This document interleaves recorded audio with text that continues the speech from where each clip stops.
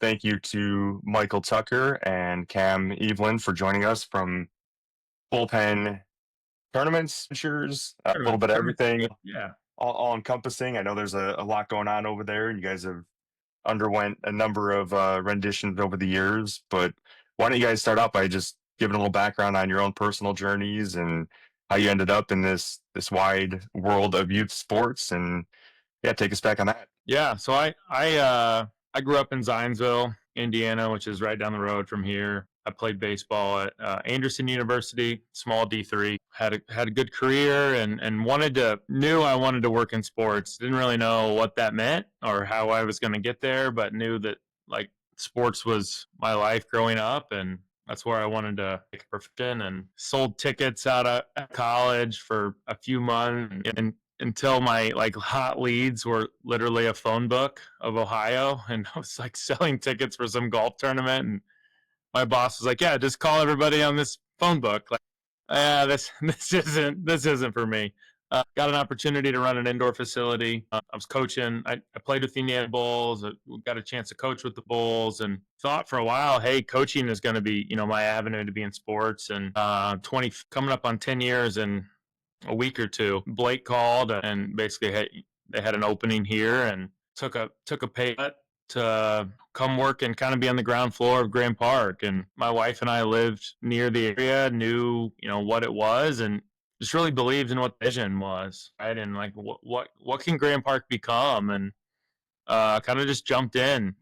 And wasn't at home very much the first couple of years when we were trying to get this thing off the ground. And I think our goal my first season was 1,400 teams is what we were trying to work through over the course of the spring and the summer. And I think last year we eclipsed 6,000. So just at Grand Park and our surrounding facilities. So it's been really cool to see the growth. It's a lot of hard work. We tell people all the time, like, work in sports, you have a cool job, but you're overworked and probably underpaid, but you get to work in a cool, you're not in a cubicle from 9 to 5 staring at a screen. Every day's different and new challenges and new opportunities, and it's been an awesome ride. Yeah, that's great. And Cam, how about you? Yeah, so my background from original Plymouth, Indiana, small one high school town, ended up really just background in sports. Like, I grew up, and everybody says when they like sports, they love sports. Like, sports was my life. Always had to have a ball in hand, always playing pickup games with friends, whatever. And so down the road, I kind of had the idea that I wanted to get into sports. When you go to college, you really know. I ended up going to Butler University, and I decided I was going to go down the accounting path. And I remember sometime sophomore, junior year, walking out of an exam and walking straight to my advisor and going, I don't want to do this the rest of my life. And ironically, that week, there was a networking event for sports. Talked to some people, got some connections. They're like, you just got to get your foot in the door somewhere. Ended up doing an internship here, summer of 2019, finished school right in the heart of COVID, 2020. Didn't know they had talked to me about, hey, we want to bring you back as a manager. They didn't even know if they were going to have anything going on. So at the time, a lot of uncertainty. And then all of a sudden it was hey, we can start practices, we can start games. And they brought me in, I think, sometime around May or June of 2020, and I've been here ever since. So that's kind of my background and how I got here. And both of you guys talked about kind of the multiple sports, and I know we were talking a little bit before this. What was interesting, you guys kicked off your tournament schedule, your tournament season this past weekend, and I was going through some of the results, and it's remarkable how you see at the 11, the 12, even the 13-year-old age groups, a lot of teams comprised of kids from the same town, kids that will go to high school together.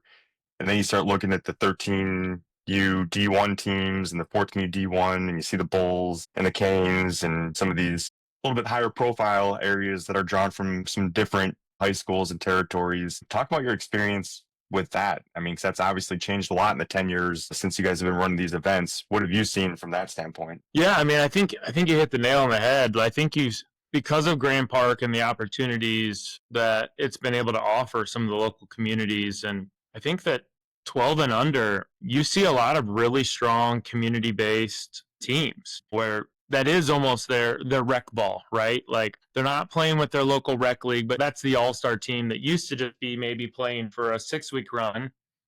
Now these kids got on an all-star team when they're 7 or 8. Like, man, we like these families. We like that everyone's a little bit more involved and they play together. And it's always, I think, it's awesome to see these kids. Those are going to be their lifelong friends, right? Like they're going to play middle school, high school sports together in their community.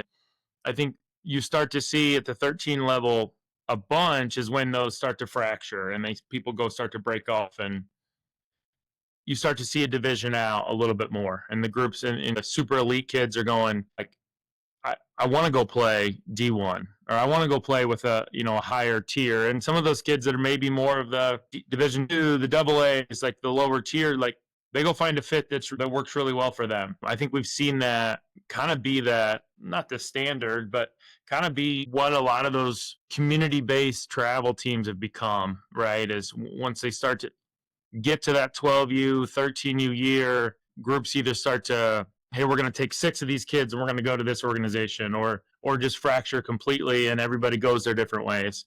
Super rare to see community-based teams, at 14, at 15, and definitely once you get into the upper levels in high school. And do you guys do anything internally to kind of have checks and balances to make sure teams aren't loading up and trying to play at a lower division or vice versa? I'm sure those are some conversations both internally, maybe with some coaches. How does that process work? It's been a big fist this often, really, for us. I think in the past it's been, USSSA or whoever classifies teams. And for us, it's been wherever you see yourself fit, that's where you sign up and play. And we've had a number of groups that are, whether they're trying to cheat the system or not, they're playing down a division for where they should be, or they're playing in multiple divisions where they play D2 one weekend and play D3 down the road, or vice versa. So that's been something that we've really focused on this year, is like, who's signing up for what are they classified in other tournament sanctions, and where do we see them fit? Is it where they're classified in USSSA, or is there a reason they signed up? And so there's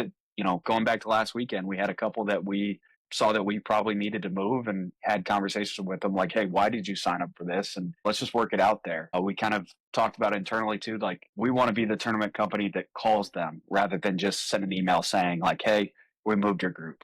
Having that conversation on the phone, getting to hear their side of it, and then us making the decision rather than just that standard email that goes out where you get to talk it out. Because sometimes they may be frustrated when it's just an email. If they're frustrated on the phone, you can work it out. And so that's something that we've really focused on going into this year, is kind of classifying the divisions, looking at their results, who would they beat, and what tournaments have they played in. So it's definitely been something that we have a learning curve going on as we've taken that on. Yeah, and I think too the biggest difference that we noticed was, so like our Division I would match a USSSA major or open level event. Our Division II was matching their AA event. Well, what do you do with those teams that are in the middle? That AAA team that when they play Division II with us, they're 15-0. But when they play Division I with us, they're 0-15. Like, where do you slide that team? Because neither one of those divisions is beneficial for the team. So we added a 4th division this year in what we're calling D1 AAA to try to give those teams a little more of an opportunity to play in the correct division. I remember I think it was a Mustangs team. We had one team last year who about half their tournaments were D, half their tournaments were D1. I don't think they won a single game in Division I. Maybe they won one game, but every matchup, they were just getting their doors blown off. But then they would go play D2, and they're in almost every championship game.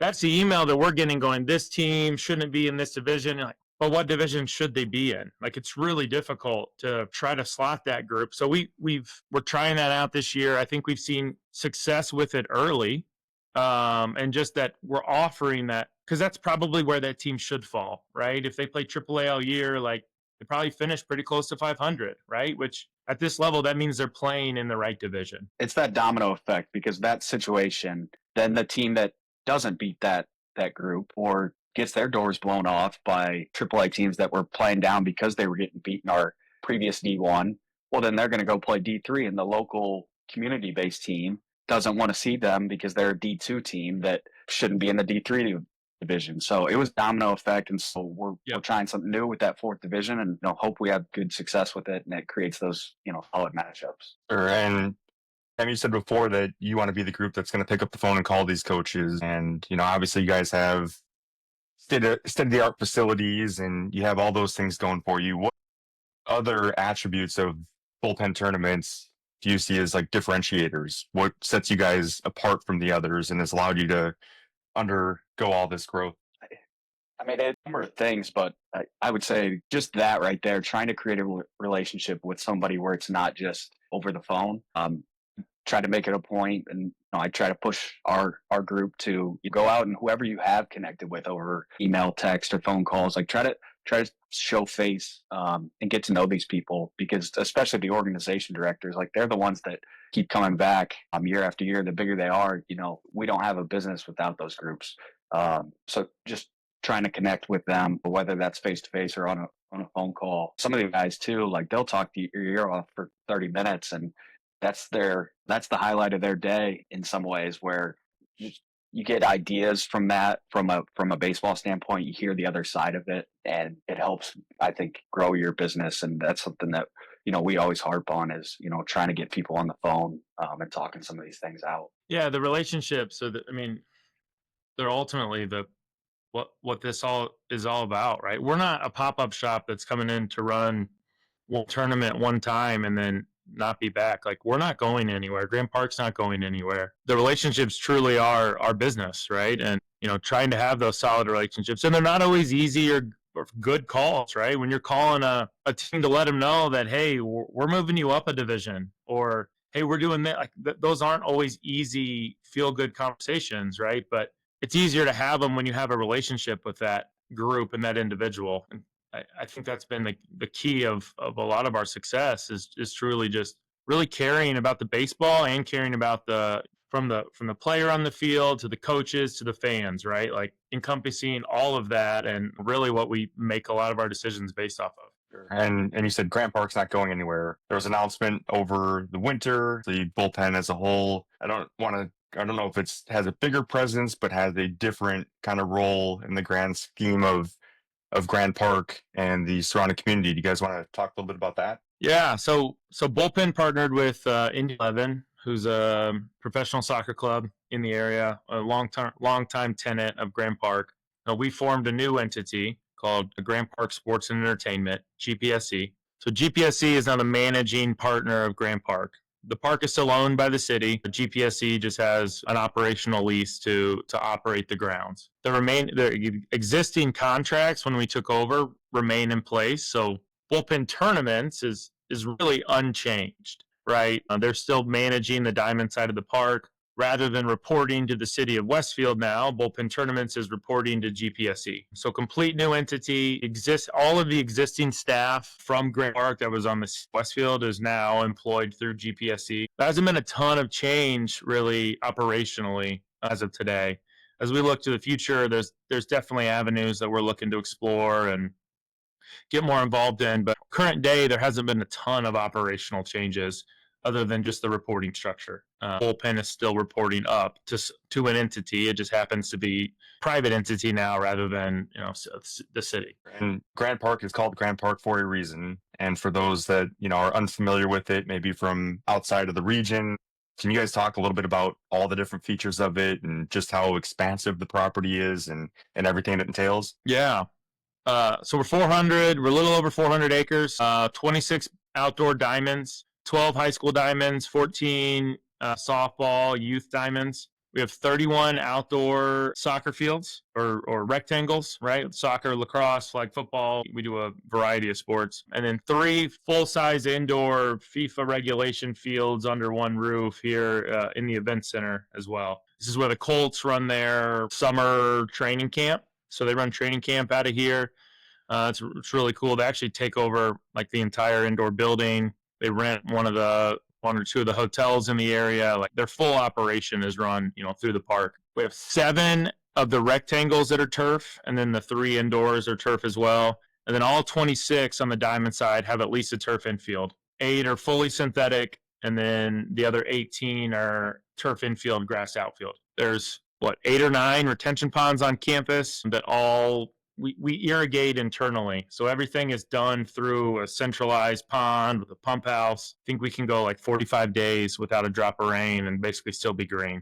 That's been a really cool feature that was probably ahead of its time when they put it in. We've been open now a little over 10 years. That's really helped us, one, save on some utility costs, but also keep our fields green when we get in some of those late July, August days where rain gets scarce. Yeah, being a coach at a low-budget JUCO, I know what that brown grass feels like, and I was using garden hoses and going shopping at Menards to try to figure out a solution for that. So I think I have a little bit of an elevated solution over there at Grand Park. For sure. We don't, we'll never complain about a drought. That means we're getting more games in, but making sure that the fields are, I think our fields are some of the best fields in the country. Our grass guy and our superintendent of grounds, his name's Ed Devine. He controls all of our facilities nationwide. He's over top of them from a lawn care kind of perspective. And I think he's one of the best grass guys in the world. He lived in England. He raised tigers. He's like the Dos Equis most interesting man. He's incredible. And his knowledge is through the roof, and he does a great job with the fields, keeping them in really, really good shape. And it's obviously,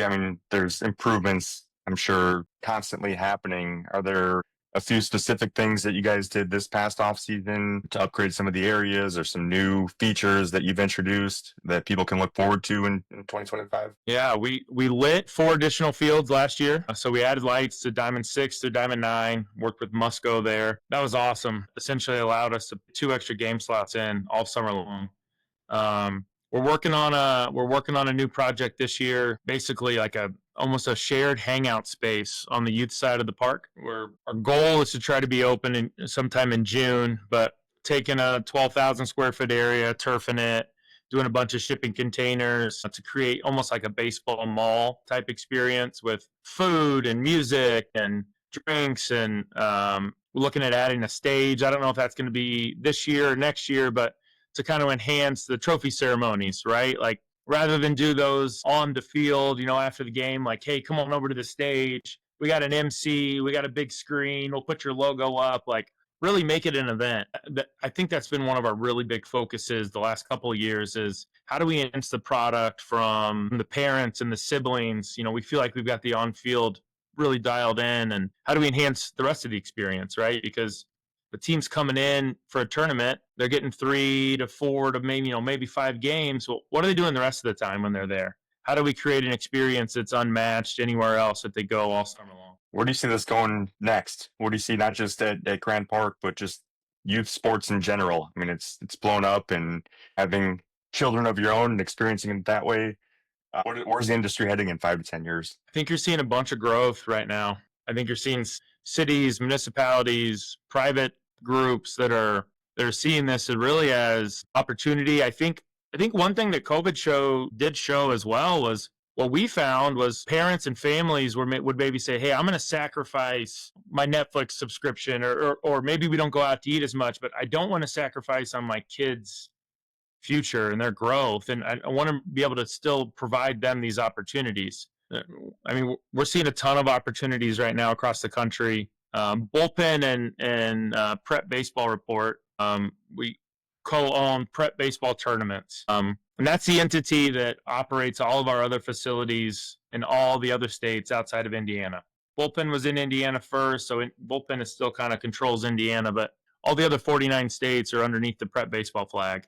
We have 2 facilities in Kansas City. We have a facility in Milwaukee, Wisconsin, a facility in Columbus, Ohio, Lake Point in Atlanta, Georgia, upstate New York. There's 3 or 4 facilities that are in the pipeline right now that'll be coming online probably in the next year or 2.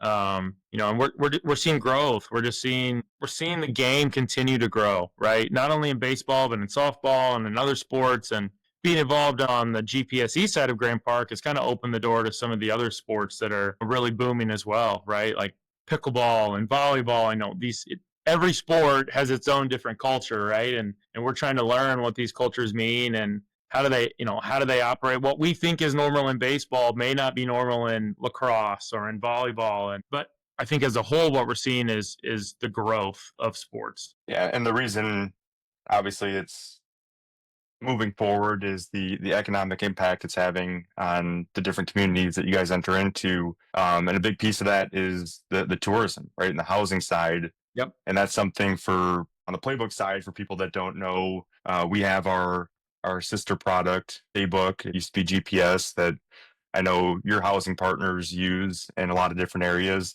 Do you want to talk about how that plays into both the business side, but then also just your overall operations side, how you guys utilize that, both ends of it? Yeah. I mean, see, it goes back to just the experience, right? Like that family's going to spend more time at that hotel or that Airbnb or that house, right? They're going to spend more time there than they probably are on site with us. So that operation is a massive part of the experience, of the out of town experience, right? It's been really cool to see some of the growth that the software has taken. I think we live in a right now world, right? Where, I mean, when these families decide, hey, I'm booking my hotel for Indianapolis or Westfield here in the 6 months from now, they want to be able to log on. They want to do it now. They want to know what's available, what's my price. I want it done right now. And so seeing some of those the growth that Staybook and the Playbook partnership has really helps, right? It really helps, I think, the experience of a lot of times it's a team mom that's organizing the hotel side, right? It's the club admin or the organizational director that's handling the tournament, and then they're like, all right, Johnny's mom is coming in going, okay, we're going to Indy this weekend. These are the properties that we have available to us. What do we want to do, right? And they've been able to work with our partners at SiteSearch, but also the software has made it really helpful for them to be able to have that right now. They go on, they want to book it, they can get it done right now. And that's one piece of it in the software part. And Cam, we'll kick this one over to you. Just utilizing the technology day to day. You made mention earlier that one of your new staffers, like, how do you make this look so easy? What are some tricks of the trade, some things that have allowed you to step into this role and evolve into this role and make you more efficient with it? Yeah. Honestly, it's just playing around and making mistakes and learning the software that way. Like Tuck could sit down when I first started. He could try to show me everything that's on Playbook or everything about his schedule. But the reality of it is you're going to have to go into it with the mindset of, I've just got to try to get this done. And then those specific questions going back to him and saying, hey, how do I do this? So getting your hands on your first whiteboard when you're doing it, when somebody audits your schedule on the backside of it, it's going to look completely different than how I would build a schedule now. And really just building a schedule as a whole, we try to look at it where none of those teams have names. It's all A versus B, B versus C.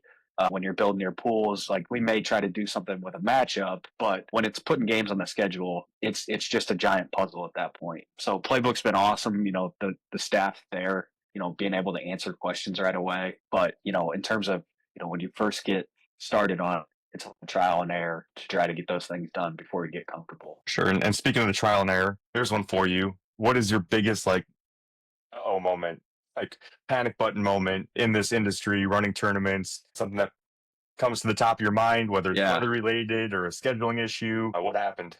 I would say mine was we run a college event every February. And Tuck always used to be kind of responsible for getting umpires and stuff. Well, I took over the college event, I think, one of my first couple of years. I didn't have umpires scheduled up until probably Wednesday, and we were starting on Friday or Saturday that week. And luckily enough, United Umpires, our partners there, they bailed me out. But that was probably the first one that comes at the top of my mind. I don't know how we're going to do it if we didn't have umpires that week. There's one for you. Speaking of umpires, Tuck, I may have told you this story, but Gary Vaught, right, was at Indy for a long time. But back in the day when he's at Oral Roberts, right? Yeah. And they were playing against Creighton in a midweek game. And Jim Hendry told me this story that they had a Tuesday game. They get off the bus and Gary's like, Jim, we're going to have to start things a little bit later. We're going to have to delay batting practice. Jim's like, why? Weather's beautiful. Tarp's not on the field, nothing. Well, it turns out that, let me get to that part.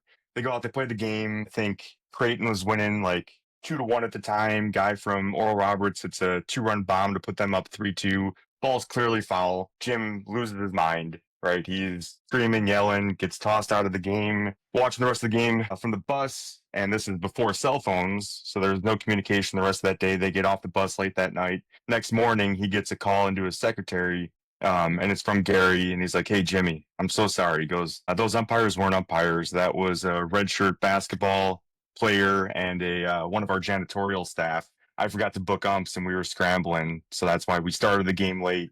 So Division I baseball game, I think it was 1986, 87, whatever it was umpired by a janitor and a redshirt freshman hooper. So don't feel so bad, Cam.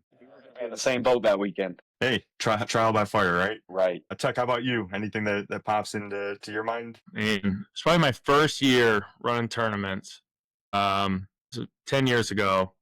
And Blake, who basically taught me everything that I know, I think he was working 20 hours a day at the time. And I was opening one morning and he had overslept, and I was there. And I noticed in the first inning of a game, we had the dimensions wrong. We had the mound wrong. We had the bases wrong. And I'm calling Blake over and over and over again, just trying to wake him up, because I felt like I needed him to answer, what do I do here? Right? I go, one team had scored 4 runs, right? It was the Wheatland Ducks. They're from Chicago. They were up 4-0. I made the decision, which was the wrong decision, but I made the decision we were going to restart the game. We were going to fix the field. We were going to restart the game. We were going to play this game with the right dimensions the whole game. So I do that. Wheatland loses 2-1 after scoring 4 in the first. They're screaming, they're yelling. The coach slams the helmet back. We're never coming back here. All this stuff. And now I know, well, hey, if that happens, hey, I'm sorry, guys. We made a mistake. We're going to fix the dimensions. We're going to keep playing. Teams played with the same dimensions. We're going to move on. That team didn't show up for like three years. This was probably 4 years ago. They were a 9 or 10U team. This Wheatland's team registers for like a 15U event. So 6 years later. And I was like, you know what? I'm going to go down. I looked them up. They're the same team. Only like 3 or 4 the same players, but same team. I go down. And this coach says, I just want to let you know I'm sorry. Well, what do you mean? So I went home. I looked up the Illinois high school rule, and you got it right. The rule states, if you play with the wrong dimension, you must restart the game and start. And you got it right. And I was wrong, and you were right. And I was like, oh, thanks. I wouldn't do that again. But yeah. Wow. But Takes a big man to admit that. And did your arm get sore from patting yourself like that after the? No, not at all. I just, it was more salt in the wound. But yeah, that was the one of just like, oh crap, I got to make a call here. Made the wrong one. But that's how you learn, right? You make mistakes, you learn, and you move forward. Absolutely. And how about on the opposite end of things? And it doesn't have to be work related. It could be as a player, coaching, anything that you've experienced. What's your favorite memory about just sports in general? Man. Not to put you on the spot or anything. Yeah. I mean, I think one of my favorite memories, and it is work related, but we were running the MPL, the Midwest Prospect League, which is one of our most coveted events. Super high talent, 200 to 300 college coaches here every year scouting it. Awesome event. This was before we were turf, and we got like 4 days straight of just monsoon. Just 2 inches of rain a day, like awful. Like you couldn't play any games. And we kind of circled up as a group, and we said, hey, we're going to play. We had 4 turf fields, basically. It's all we had. And we said, we're going to play 90-minute, 5-inning games, and we'll play through the night if we have to. We had a couple of kids ended up getting like SEC, Big Ten offers out of that, right? Because we decided that we're going to do something that's unconventional, right? MPL doesn't have a championship. There's no trophy. There's no tournament. It's just good on good. Games, good on good. And we were literally telling coaches like, hey, throw your guy 2 innings because it may rain again. That's all you're going to get. And we were able to get, it was like 5 or 6 kids just from this one specific game that I remember, all got offers because we tried to be creative, right? And I'll never forget just how awful that weekend was, but also just a silver lining and with being creative and how could we make this work for as many people possible. It was cool. And how about you? Yeah, I'll do a work one too. I always tell this story because umpires just in general, like there's a shortage and they kind of get beat up here and there on a given day. But I remember I was full time. We didn't have an umpire on one of the fields to work this last game, and the other umpire that was the plate guy, he has some speech issues, and we're at the plate meeting, and I'm in bullpen gear, going to do the bases. Visually for the 2 coaches standing there, not the best set of umpires that they could possibly have. We get done with the plate meeting, and the one coach, he was from Barrington in Illinois. And the other coach, These Illinois guys. Yeah, I know. Barrington coach goes, hey, wait a minute, guys. As we're breaking the plate meeting, he goes, hey, I just want to let you know something. If any of my fans or any of my players say anything to you guys, you tell me we don't play that crap around here. And the Nitro coach looks at us and he goes, same thing here. He goes, anybody says anything to you that's negative, he goes, that needs to come through me. We don't play that crap. And we break the plate meeting, start the game, and I'm still sitting there thinking about it as the game's going on, like how cool that was, because you don't get that anymore. Some guys, we've had guys going back to last year that get ejected at the plate meeting, literally. And so it was a cool experience to be involved in, that there are still people like that out there that, hey, we get it. You guys are umpires. There's a shortage. We're going to play the game, and whatever calls are made, it is what it is. So that one's a good memory that comes to mind, thinking related baseball memory. A theme. Yours are both your best and worst were officiating related. So it's a big piece of it. And, you brought up a great point there, just how with this growth, I don't think that it's completely changed, but it's brought in, some negative aspects just because of the sheer volume, right? I think there are really great people still at the center of it and people that have lasted throughout time, in this industry, in the youth sports space, but you've had to combat some negative pieces more often than any of us would like to. So it's nice to hear when there are those good stories that come through. And Tuck, going back to the MPL piece, and this is one for both you guys, just the sheer amount of talent that has come through over the years. Are there any teams, individual players that just put on a performance that is super memorable? And I'm sure you might be watching some on the big stage now. But what memories stand out on that end from some of the teams and players that have come through Grant Park? Yeah, I mean, we've had a ton. We did an all-decade team last year. A couple of our guys took it as like a passion project. And for me, like, I'll never forget the first time I saw Max Clark. Showed up to a Bulls tryout at 11U. I was helping run the tryout with Quinn Moore. He shows up in like a cutoff shirt, and he's jacked as an 11-year-old. But I remember just thinking to myself, like, I even said something to Quinn. I was like, who is this kid? And Quinn knew him, right? Quinn was involved getting him there, and he's like, just wait till he hits, right? And even at 11, I mean, it was just different, right? Getting to run the college summer league during COVID, right? Henry Davis, round one, pick one, was here, played with us. I had a couple of kids who lived with me. We were struggling to find where these people are going to stay. Mm-hmm. My wife one day, I said, hey, I got three college kids that are coming to live with us for the summer. Jimmy Ramsey, Dylan Marsh, both played at Kentucky, transferred to Oklahoma State and played. Even though, like, as good of athletes that they were on the field, like, they're just better people, right? Like, and getting to interact with those kids off the field, and Max is the same way, and Gavin Lux play. I mean, the list of names is through the roof. But what I'm always shocked at is, like, we have really good kids, really good people that come through and play this game, and not just who they are on the field, but who they are off the field. And I think that's one of the perks of the job, is you get to interact with some of these kids before they're big leaguers or major D1 players, and they're just really good people. They're really good kids. No doubt. Yeah, Gavin's guy had a chance to coach with the Scouts Association. I remember we were talking about one of the first times Grant Park was open back in like 2013, October. Driving down there to play a game, and it was Chicago Scouts, Bulls, Angelosi, and I think we had one other team.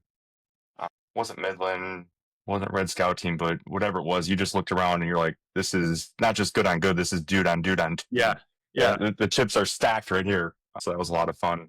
How about you, Cam? I think it's tough to say anybody but Max Clark. The Summer League guys too, but I do remember also the first time I ever watched him play, and I had no idea who he was, and I want to say I was an intern or a manager here, and I was messing around with a TrackMan on a field, and he was 15 at the time, and he came in to close out the game. So everybody was telling me at that time, because I'm like, who is this kid that they're hyping up? And they're telling me, like, oh, dude, you got to watch him hit. You got to watch him hit. Well, he comes in to pitch. And for the last batter of the game, he shows fastball 3 straight times. And I'm up there on the TrackMan, and it's like 88, 89, 91 as like a 15-year-old. And I'm like, who the heck is this kid? And so then you do your homework on him. And I'm sitting there thinking, like, this kid's a jerk. Like, who's showing fastball? Like, what a cocky, like, whatever. I got to know him after that. And he's genuinely like the nicest kid ever. He's just got a lot of, confidence and swagger to his game. And I'll never forget the first time I saw that. And I was like, this kid is legit, and he's a popular figure in the baseball world. What's the thing about Old Hickory, Tuck, that in high school he was selling more bats than like Mike Trout or somebody. They said, I think Old Hickory said that when they make a Max Clark post, they get more impression. They were at the time, this was when he was a senior in high school. And maybe it was right after he graduated because then he was able to be eligible for NIL and all that. But they got more impressions off of a Max Clark post than they did a Mike Trout post. And just shows just one is following, but just, where the youth of the game and where the game is going. And that was really sure. And kind of takes us back to what you were talking about before about the introduction into that more hybrid stage and baseball mall setup. It's got to be experiential, right? Like those kids eat that stuff up, and that's going to be, I'm sure, like the epicenter of where a lot of content's going to be created as you guys roll that out. So very, very cool. I don't have too much else. Is there anything? I guess I do have one more thing.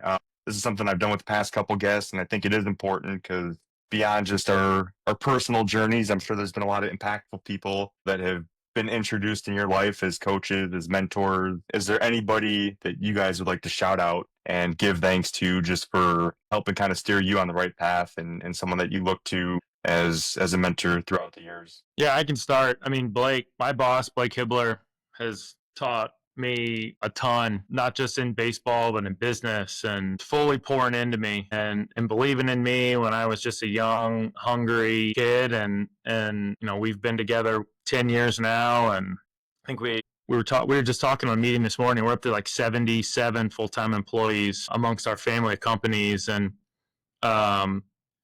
he's just unwavering faith, right? To use Jameis Winston's phrase, but just his ability to believe in me, and that's awesome. And then on the coaching side, or like the relationship side there, a couple guys that have meant the world is RJ Fergus with the hitters and Greg Reinhardt with GRB. Just as friends and as mentors, and them giving me a different perspective on their side of it as a customer. Most of me and RJ's sales calls back in the day were we just get to shit for 30 minutes. And then at the end, like, oh yeah, I need this and this. Cool. Gotcha. Right. And a lot of times that I've called Greg on an idea like, hey, I don't know if we're going to do this, but like, what's your thought? Like just two really trusted guys in the baseball space that have also like believed in me as a young, hey, I want to help better the game. Right. And all three of those guys for me have been huge in my journey. Yeah, I would say for me, I mean, obviously Tuck was crucial in, my early stages of, just developing me and, helping me grow, helping me learn all the different facets of running a tournament and, what decisions to make and managing people. He still is to this day. So him, I have a lot of friends too that some of them that are coaches, some of them that are in completely different fields that helps offer a different perspective on where my operation may be completely different from what they're in every day, but you get different ideas just talking about what's going on through their work day, or again, if they have people underneath them, how do they manage people? I was actually on a bachelor trip last weekend, and one of my best friends and his brother-in-law, he was talking about a tough conversation that he had that week. And I'm like, hey, how'd you approach it? And just, getting different ideas, having conversations, those friendships, gone a long way for me. So I would say friends and Tuck definitely help through it. Awesome. I appreciate you guys spending the time today and learning more about everything that you're doing. I'm excited to possibly get out there next week, like we were talking about before, as we do this little college tour with my daughter, but then probably even more definitive getting out there this summer with my son's team. I'm excited to see all the changes and growth and introduce the next generation of kids to all you guys have to offer with Bullpen and Grand Park and everything it entails. But thank you guys for being loyal Playbook customers and be willing to share your stories, and we'll talk again soon. Yeah. Can I say one more thing just on Playbook and where it's come? We were probably customer 0 or 0B or, early on when Billy came and Brian, and basically was like, hey, this is what I want to do. And we were a turning machine at the time, and the ability and the flexibility on your guys' side of, we aren't the simple 4 clover 16 team tournament, right? Like we were throwing stuff at him in year 0 or year 1 of, hey, I got 100 teams this week and I need to go pool to pool and I need to not be able to overschedule. And his ability and your guys' ability to be flexible with us and see our vision has truly allowed us to be able to grow at the rate that we're growing at. And we all the time in other facets of our business, we're dealing with different softwares, and we'll give a recommendation and they'll be like, oh, we'll put that on our roadmap. Yeah, maybe Q3 of next year we could do that. And with Playbook, it's like we call and, hey, I need to see, or we'd like to see this. And it's like, yeah, let's see if we can make that work. And that flexibility doesn't go unnoticed and has been a huge, factor on our side of how we have been able to grow our business and because of our relationship with you guys. So just before we left, I just wanted to say we do really appreciate that and all you guys do in the background to make us look to make. I know, speaking on behalf of Billy, he appreciates that. And just as you guys were talking before about the importance of that communication, and that's why I'm a part of this team. Billy has a special ability to listen, and he cares a whole heck of a lot. We'll talk about something in a meeting, and I'll get an email at 2, 3 in the morning with a potential solution because it means that much to him. Business aside, he just wants people to be successful, and he wants anything that he touches to be great. And it's pretty neat to see you guys continue to challenge him and both groups growing together. So thanks for bringing that up.